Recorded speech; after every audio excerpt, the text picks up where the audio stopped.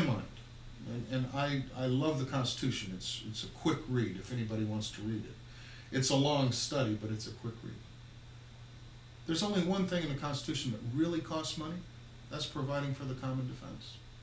That's it. Everything else is law, rule of law. So let's let the states, because see, the federal government got their true power from the states. So you think the government itself grew too big? Oh, the government is way too big. How big is it? I don't know. But when we look at government, we know it's too big.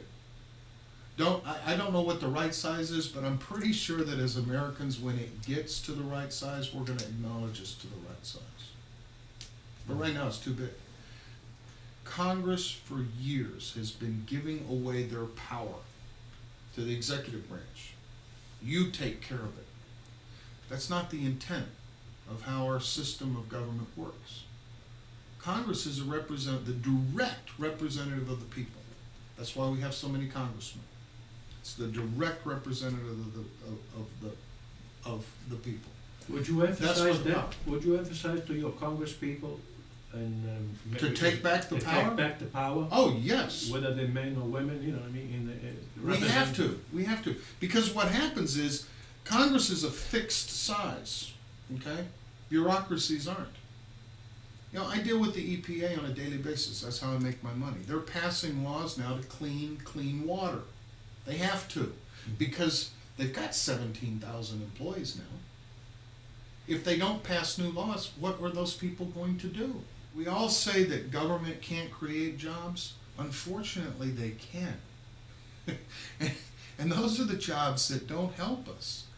Because do they take the profitability and money and wealth out of one person producing in the private sector, or two or three? You think the private industry will be able to produce and create more work for the labor force? The private industry throughout the history of this great country has always come to the rescue.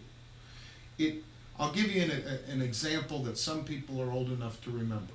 Okay, at the end of World War II, we had, what was it, 10 million people looking for jobs.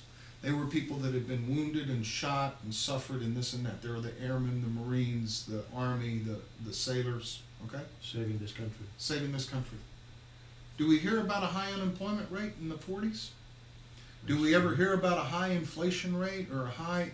We never hear about that, because this Democrat president called Truman decided to go along with Congress, who said, we have to cut the taxes, we have to cut the regulations, we have to create a pro-business environment for the private sector.